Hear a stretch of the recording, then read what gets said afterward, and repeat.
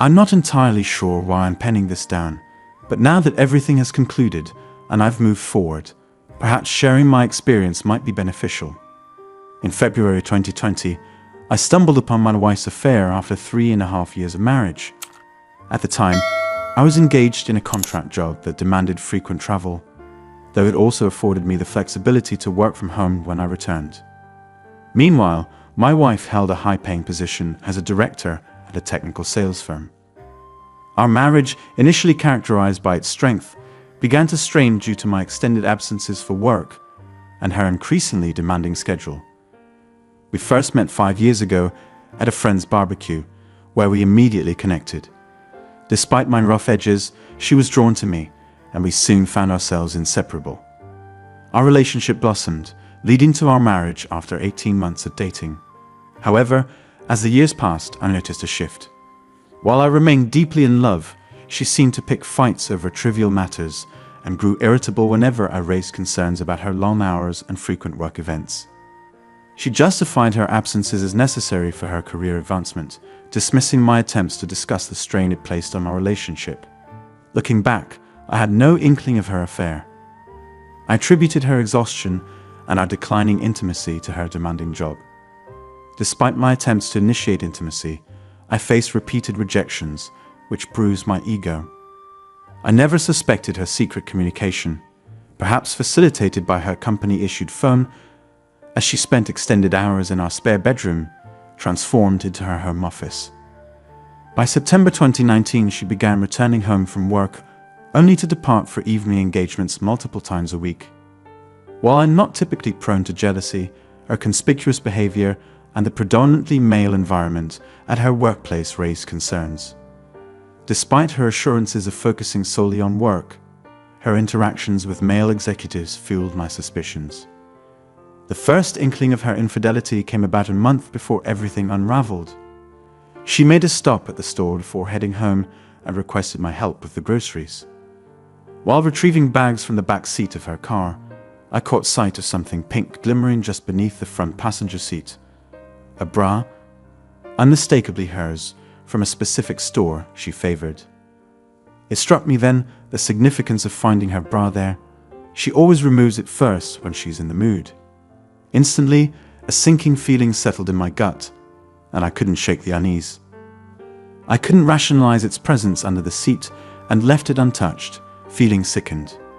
When I returned to the kitchen with the bags, Kathy remarked on my pale demeanor, likening it to seeing a ghost. I feigned nonchalance, struggling to conceal the turmoil brewing within me. Over the following days, I grappled with my suspicions, searching for evidence of her involvement with someone else. I sifted through the clues, fixating on the bra as the only tangible lead. Despite residing in a bustling city and her workplace being in a downtown office building, I momentarily diverted my focus from the affair and resolved to lavish her with more attention. One Friday evening after work, I put together a lovely dinner, setting the table with fine plates, silverware, and candles. I picked out a nice bottle of wine and a bouquet of roses. When she arrived home from work in her usual breezy manner, I excitedly showed her the dinner I had prepared. However, she gave me a sad smile and apologized, mentioning plans to meet up with her co-workers at a local hangout. She offered to grab a quick bite with me before heading out, but needed a shower first. It felt like my world turned upside down, leaving me utterly speechless. The rage I felt at that moment is indescribable. I had reached my breaking point. While she was in the shower, I seized the opportunity to act. I grabbed my work cell phone and discreetly placed it in her car, contemplating it as a means to track her location using my personal phone. Disheartened, I disposed of the meal and the flowers in the trash. When she returned, dressed to impress as always, and suggested we eat, I abruptly changed my mind, telling her to go enjoy her evening with friends. She looked at me strangely, questioning if I was upset. I expressed my disappointment, lamenting her constant reluctance to spend time together. Her response, filled with irritation and condescension, only fueled my frustration. Standing there, processing her words, I couldn't help but feel foolish for expecting something different. She left in a huff, and I wasted no time in tracking her location using my other phone, confirming my suspicions as she stopped at the bar frequented by her co-workers, 20 minutes away. I made the decision to track down her car, and sure enough, it was parked in the bar's lot. I parked across the street, feeling completely out of character, almost like a stalker. However, I convinced myself it was necessary to ease my mounting anxiety about her whereabouts. After about an hour of waiting, I spotted her exiting the bar with a man who resembled some of her co-workers. He pulled her close, and my stomach twisted into knots as they exchanged kisses. Numbness enveloped me as they got into another car together. I trailed them as they drove for about 10 minutes until they arrived at a hotel. I pulled over nearby and watched them, hand in hand, disappear into the building. At that moment, something inside me snapped. I pounded my fists on the steering wheel in frustration and disbelief. It felt like I was in a daze, unsure if I was even conscious. When I regained my composure, I felt an overwhelming need for a drink. This marked the beginning of a new chapter in my life, one I could never have predicted. I drove aimlessly out of town, replaying the scene I had just witnessed in my mind. Rage and sorrow consumed me, and tears flowed freely. Eventually, I found myself on the outskirts of town, about 30 miles away, where I stumbled upon a quaint little bar and pulled in. I found a seat at the bar and ordered a drink, likely appearing as though I'd been through the ringer. The bartender, a woman, noted my worn expression, commenting on how I seemed deflated. Managing a faint smile, I agreed, acknowledging the weight I carried. A guy sidled up next to me, initiating a conversation. Though I wasn't particularly inclined to chat, there was something about him that put me at ease. As we talked, the topic of my wife's infidelity spilled out, a burden I couldn't contain any longer. I expressed my desire to leave her and put it all behind me. His response was unexpected, but oddly comforting. He shared his own experience of going through something similar years ago. His words struck a chord, reminding me that the path ahead was mine to forge, for better or worse. We introduced ourselves. His name was Ray, a down-to-earth country guy whose sincerity resonated with me. He asked about my plans to move out, a question that hadn't crossed my mind until then. The notion of leaving felt like an instinctive response to the turmoil within me. Ray extended an offer that caught me off guard. He mentioned having a travel trailer on his property, suggesting it as a temporary refuge if I needed to escape.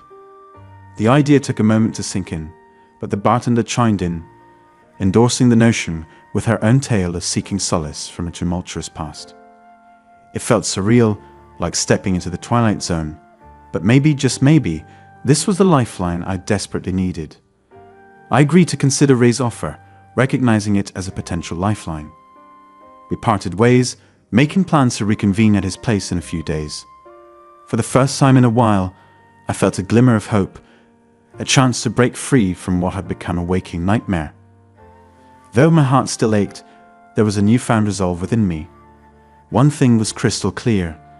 I would never entertain the idea of reconciling with my wife. Cheating was a betrayal I simply couldn't abide by. I arrived home after Kathy that evening and sank onto the couch. Kathy emerged and inquired about my whereabouts. Turning to her, I returned the question, asking where she had been. She casually mentioned grabbing drinks, to which I confronted her directly, asking if she was having an affair. Her initial surprise quickly shifted to composed denial. "Why would you think that?" she countered. I explained that I had heard rumors of her involvement with someone from work, refusing to disclose the source. Dismissing my concerns as ludicrous, she attributed them to drunken delusion before retreating to our bedroom without further discussion. Faced with the confirmation of her deceit, I opted to spend the night on the couch. Sleep eluded me as visions of her with another man invaded my thoughts, leaving me disgusted and despondent. Amidst the turmoil, the idea of Ray's trailer surfaced like a beacon of hope. It may seem odd, but in the midst of my agony, the instinctual urge to flee overwhelmed me, and the prospect of escape held a strange allure. The following morning, silence hung heavy between us as we navigated through the weekend, pretending as if nothing had transpired. A few days later, I arranged to meet Ray. His ranch was a picturesque setting, and the trailer, surprisingly well equipped, brought back memories of past travels with friends during college spring breaks. After a brief negotiation, Ree agreed to my offer, and I left feeling like I'd scored a steal. With directions to his property, I drove over to inspect it. Nestled amidst lush foliage and bordered by scenic hiking trails, the land held a serene charm. Ray had a small shack atop a hill, overlooking the property, complete with utilities for the trailer. He promised to set it up for me, easing some of the logistical burden. Despite my attempts to coax Kathy into honesty over the following weeks, I was met with gaslighting and denial. I made it clear that if I found out about her affair, there would be no turning back, but it only seemed to drive her deeper into her deceitful fog. The absurdity of her denials almost brought a bitter laugh to my lips. Lacking concrete evidence, I berated myself for not capturing any proof of her infidelity. Amidst the mental anguish, I reached a resolution. I would exit the marriage rather than confront Kathy about my feelings. Instead, I focused on action, stealthily relocating my belongings to the trailer while she was at work. It was a small step, but it gave me a sense of agency in an otherwise tumultuous situation. During this period, I couldn't help but notice a shift in Kathy's demeanor. She began to act more amicably toward me, but in my mind, it was too little too late. As she continued her routine of post-work outings with colleagues, I felt the need for a break myself. So, on one of those evenings when she was getting ready to head out, I too dressed up. When she questioned my plans, I simply mentioned meeting some friends, deflecting further inquiry by noting she wouldn't know them and wouldn't enjoy the conversation, much like she'd often said to me regarding her own office gatherings. Though she seemed hurt, she bid me farewell and left with a sense of determination. In the midst of working on the trailer and socializing with Ray's circle, I found myself making new friends. I made a conscious effort to moderate my drinking, wary of drowning my sorrows. It would have been easy to succumb to self-pity during this period, but I chose to stay focused on moving forward. As Kathy informed me of an upcoming work trip with the executive team and department heads, I couldn't help but jab at her about her boyfriend. It sparked a heated exchange, leaving me with mixed feelings. In hindsight, Ray's words echoed in my mind. The identity of her affair partner ultimately didn't matter. What counted was her betrayal. Our trip provided the perfect opportunity for me to finalize my departure. Gathering the remaining valuables, I left behind a simple note expressing my sentiments, accompanied by my wedding ring on the kitchen table. With that act, I felt a weight lift off my shoulders. Despite knowing there would be emotional baggage to unpack and wounds to heal, I embraced the newfound freedom and the chance to start afresh. Now, all I crave is space. I need to extract her from my life swiftly and discreetly. I can't say I'm proud of my lack of confrontation, of never extracting a confession from her. There was no cathartic shouting match, no opportunity to unleash the fury I felt after uncovering her betrayal. In my mind, she simply didn't merit that emotional investment. She had disrespected everything we built together. Our dreams of a home and family now lay in ruins. There's no going back. I owe her nothing. Let her deal with the fallout. I didn't have an agenda. No lawyer, no elaborate plans. I just needed clarity. The solitude of my new trailer and the crisp mountain air were like balm for my soul. I resumed running, relishing the sensation of being truly alive again. I ignored Kathy's texts during her absence. There was little of substance to respond to, just mundane updates. Upon her return, my phone erupted with messages and missed calls. Kathy's desperate attempts to reach me bordered on harassment. Even her mother tried to intervene, but I ignored them all. After a barrage of tearful messages, I stopped listening to her voicemails altogether. Her texts ranged from defensive denials to feeble apologies. Finally, after a week of silence, she confessed. "I'm sorry things got out of hand. I was involved with someone at work, but it meant nothing.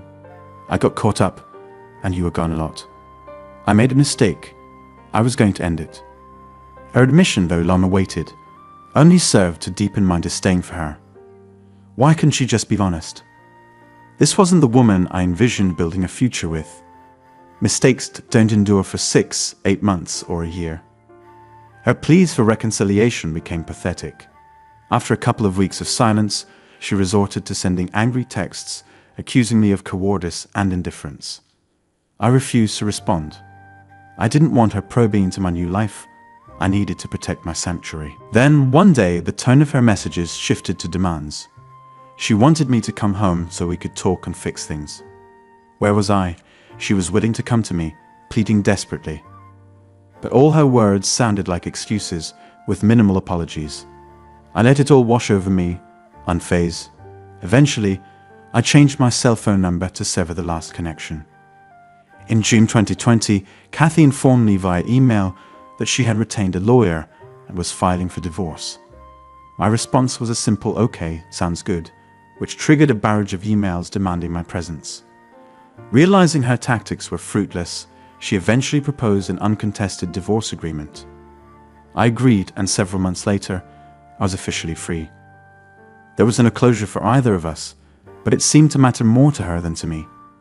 For a while, thoughts of her lingered, and the pain resurfaced unexpectedly, triggered by a familiar song or memory. But gradually she faded from my thoughts. Fast forward to today, I'm officially divorced and life is good. In fact, I've met someone wonderful. It happened while I was out running on the trail near my home. I met her while helping change a flat tire, and we hit it off instantly. She's incredible and cute as can be, though a few years younger than me.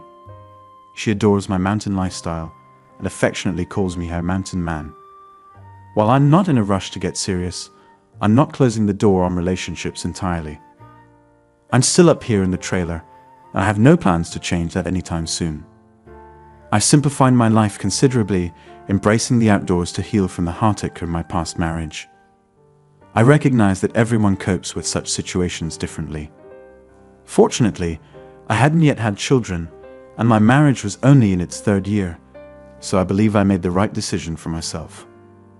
If you find yourself in a similar situation, don't dwell on it. Just focus on moving forward.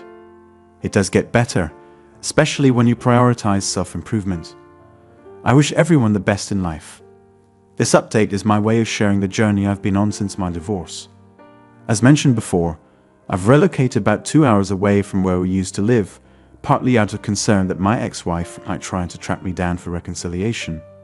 Last weekend, I spotted her in a coffee shop I frequent in the nearby town.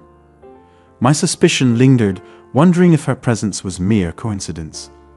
Thankfully, I managed to slip away before she noticed me. Fast forward to this past weekend, I returned to town for groceries and stopped by the same coffee shop to work on some documents. As I exited, I heard my name being called. There she was, Kathy, my ex, waving at me from across the street. It felt like the moment of reckoning had arrived. Stunned, I stood frozen as she hurried over, reaching out for a hug. Instinctively, I held my arms out, palms up, causing her to halt mid-stride. Hurt flickered across her face as she explained she'd been searching for me after hearing about my move. She pleaded to talk, but I felt cornered. Despite my discomfort, I relented, agreeing to a brief conversation at a nearby table. When she suggested going to my place, I promptly declined.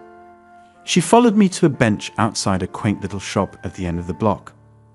Starting with compliments about my changed appearance, she praised my beard and newfound fitness.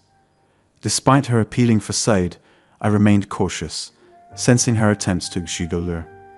She wore tight white shorts, a tank top, and her hair in a ponytail, a style I'd once favored. My guard was up, fully aware of her efforts to ignite attraction. Her apology for the affair came next, expressing remorse for the chaos it caused.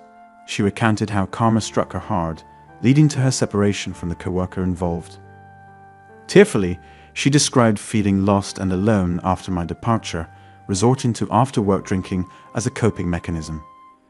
Her narrative depicted her as a victim, manipulated by office politics and the charm of her former flame. She confessed that she never intended to stray, believing she was using him as much as he was using her. In the aftermath, she felt immense regret and self-loathing. Breaking things off immediately after my accusations, she realized the depth of her mistake. Desperate for reconciliation, she sought me out, hoping for a fresh start despite our divorce. Her plea for a clean slate lingered in the air, leaving me torn between skepticism and a flicker of empathy. I fixed her with a steady gaze and unleashed my pent-up emotions. While I'm paraphrasing, here's the gist of our conversation. How dare you think you can waltz back into my life and wipe away all the pain you caused? I made it clear, if you cheated, we were done. There's no forgiveness, no second chances. You killed our marriage the moment you betrayed my trust. Did you think I wouldn't find out? I followed you that night and saw you enter that hotel together. As my voice rose, drawing unwanted attention, she began to sob, reaching for my arm. Relenting, I let her cry on my shoulder for a moment before gently pushing her away. Tearfully, she pleaded for more time, expressing regret and a desire to make things right. Despite my reluctance, her words tugged at my heartstrings. I love you, she confessed, her breath hitching. I didn't realize how much until you left me. I broke you just as you broke me. I can't forgive myself until the day I die. Her words triggered a flood of conflicting emotions. I found myself enveloping her in a hug, a gesture of comfort in the midst of chaos. In that moment, I recognized the depth of our shared pain. Silently, we walked together, seeking solace in the quiet embrace of a secluded path. I inquired about how she managed to track me down, jokingly suggesting she hired a private investigator. She chuckled, denying the notion but admitting she almost considered it. Apparently, she bumped into Stacy a few weeks back, who inadvertently spilled the beans. Despite my instructions to Stacy to keep mum, Kathy pried every detail out of her. All Stacy knew was that she had seen me around town and deduced I lived nearby. Kathy admitted to staking out the area on her days off, a confession that made her blush. Amused by Stacy's loose lips, we decided to grab dinner at a cozy spot with a patio. Opting to stay sober, I avoided any temptation to let my guard down. Despite my reservations, our conversation flowed smoothly. Afterward, I escorted her to her car, where she persisted in pressing for another meeting. She swore she hadn't been with anyone else since my departure and insisted I was the only one she wanted. I remained cautious, refusing to rush into anything. Reluctantly, I provided my new email address, but declined to share my phone number. She became tearful at my refusal, expressing her desire to return to town the following weekend if I was open to it.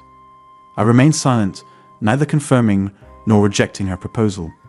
Promising to email me with all the details beforehand, she left. Before she departed, I confronted her directly, asking if she would forgive me if I were the one who cheated. After pondering for a moment, she admitted that she would, given time and a commitment to counseling or a healing process involving open communication and perhaps a formal agreement. Tentatively, I agreed, suggesting it might be a possibility years down the line. She assured me she'd wait, holding my hands and professing her enduring love before leaving. Her sincerity left me shaken. Although I can't envision reconciling with her, I do feel a sense of relief. Now, the idea of being friends with benefits or even just friends seems uncertain. Despite my contemplation, I'm unsure if we could ever make it work again. I don't want to be labeled a pushover because, in my view, second chances are a rarity. After our conversation, I went home, had a nice long run, and enjoyed a few beers, feeling like I was in a good place. However, I can't guarantee she won't disrupt this newfound peace. It's too fresh in my mind, but I have the luxury of time to sort it all out and gain perspective. This might be my final update. I shared my story on Reddit, but the mod kept removing it. To recap, my ex-wife found me, and after over a year of being ghosted, she aimed to reconcile and restart our life. Some predicted I would forgive her and fall back in with her, but I disappoint those expectations. She sent a lengthy email expressing love and regret for the affair, wanting to spend the weekend with me. My response was a clear rejection. I've found contentment in the solo life, living in my remote location, keeping things uncomplicated. At 32, I feel no rush to change things. I laid it all out in the email, refusing to give her my new phone number, stating my lack of intention to reconcile. I wish her the best, considering her a possible friend in a future yet to be determined. My evasiveness clearly frustrated her, prompting a revealing response. She expressed deep disappointment in my reply, but also disclosed that she had accepted a job offer in another state. Surprisingly, her real intention all along was for me to accompany her. Knowing my job is remote and I have the flexibility to live anywhere, she hoped I would consider starting fresh with her in a new location. With little time left before her departure, she wanted to meet in person and make a final pitch. Fortunately, I have to leave for a week on business, so our window of opportunity is closing, thankfully. Once she leaves, I anticipate receiving a few more emails for a while, but eventually she'll realize her time with me has ended. She'll have to move on and perhaps repeat the same mistakes with someone else. I just wanted to share this update and encourage everyone to live their best life, let go of old baggage, and empower themselves to move forward.